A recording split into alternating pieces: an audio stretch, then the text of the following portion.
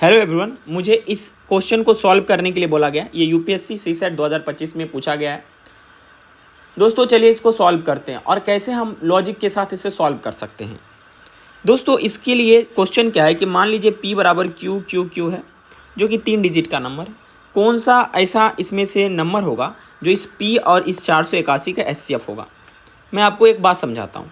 मान लीजिए आपके पास एक नंबर है A बराबर 20 और दूसरा नंबर है 40। इस दोनों का एचसीएफ करेंगे तो यानी कि एचसीएफ यानी 20 इंटू 1, अब 20 गुने 2, यानी दोनों में 20 कॉमन है, तो यानी इसका एचसीएफ क्या हो जाएगा 20। आपको पता है एचसीएफ ऐसे ही निकालते जो दोनों में कॉमन हो। ठीक है, तो हमें इस P और 481 दोनों में जो भी कॉमन नंबर होगा वही मेरा एचसीएफ होगा। ठीक है, तो सबसे पहले 481 का हम निकालेंगे फैक्टर। देखिए आपको ये किसी से नहीं लगता हुआ दिखेगा, 8 1 9 4 13। इसके लिए आप घबराइएगा नहीं, आप इसके लिए ऑप्शन का सहारा ले सकते हैं।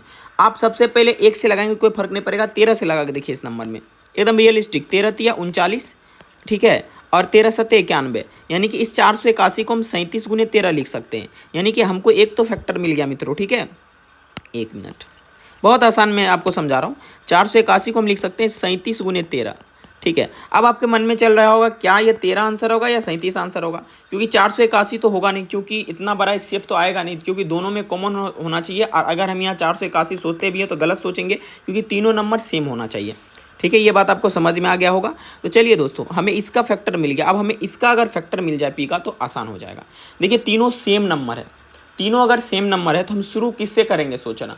हम सबसे पहले शुरू कर सकते हैं 0 से सोचना, तो 0 0 लिखेंगे तो कोई फर्क नहीं पड़ेगा। उसके बाद तीनों सेम है तो 1 से सोचना शुरू करेंगे, तो यानी 1 1 1 लिखेंगे। अब इस 111 को फिर हम क्या करेंगे, 13 से लगा के चेक करेंगे, नहीं लगेगा। 37 से लगा के चेक करेंगे, लग जाएगा। 37 दिया 111। अब एक चीज़ देखिए, हमें वो नंबर भी मिल गया P बराबर 111। 37 गुने हम 3 बोल सकते हैं। देखिए दोनों में 13 कॉमन नहीं, इसलिए 13 आंसर तो बिल्कुल नहीं होगा, क्योंकि एचसीएफ माने दोनों में कॉमन। तो दोनों में कॉमन क्या है 37, इसलिए इसका सही उत्तर 37 ही होगा। आपको ये समझ आया कि नहीं, हमें कमेंट में जरूर बताइएगा। Thank you very much for watching this.